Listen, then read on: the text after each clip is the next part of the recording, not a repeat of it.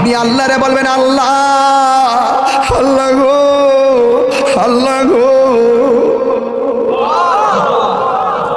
এই দুনিয়ায় বিপদে পড়লে কত মানুষ তোরে সহযোগিতা করে, কিন্তু হাসরের ময়দানে কেউ কাউকে চাইবে না। আমার আল্লাহ জবানটারে বন্ধ করে আল্লাহ ওই হাতের সাক্ষী হাত দিবে, পায়ের সাক্ষী পা দিবে। কিছু কিছু মানুষ আমলনামা নেওয়ার জন্য পাগল হয়ে যাবে। আল্লাহ, এই আযাব আর সহ্য হয় না, তাড়াতাড়ি ওই তো জান্নাত দাও নাইলে জাহান্নাম দাও, তাড়াতাড়ি আমরা আমলনামা দাও।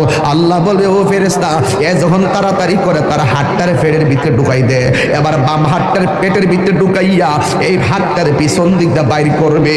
ওই বান্দা বলবে, আল্লাহ, তোমার কাছে আমলনামা চাইছি, তুমি কেন হাতটার পেটের ভিতরে এত কষ্ট করে ঢুকাইয়া দিলা? আমার তো নারী বুড়ি ছিঁড়ে গেছে, এই হাতটারে পিছন দিক দিয়ে বাইর করলা।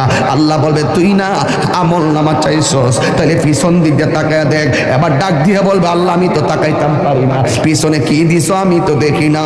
আল্লাহ বলবে, ফেরেশতারা, ও কি আমলনামা দেখতে চায়, গাটটারে ভাঙ্গা দে। এবার গাটটা ভাঙ্গা পিছন দিকে ফিরাইয়া দিব, তাকাইয়া দেখবো তার হাতের মধ্যে জাহান্নামের টিকিট।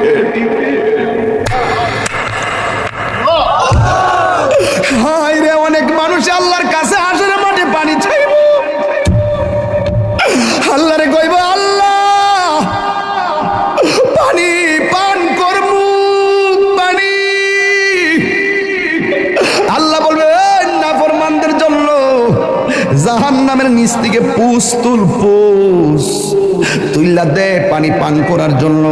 জাহান্নামের নিচ থেকে পুষ তুলে দেওয়া হবে, ওই পুষগুলো তারা খাইতে থাকবে, সাথে সাথে জিহ্বাটা গলে পড়ে যাবে। আবার খাবার চাইবে, জাক্কুম নামক ফল দেওয়া হবে, গলার মধ্যে যাইয়া আগুনের কুণ্ডলিপি হয়ে যাবে। এই জন্যই তো মানুষের চেহারা দিয়া কাউরে আল্লাহ দোজখে দিবে না, এই জায়গার মধ্যে পশু পাখির চেহারা লাগাইয়া দোজখে দিবে, কারণ এই চেহারাটা হলো আল্লাহর কুদরতি রহস্য। কথা বলেন ঠিক কিনা?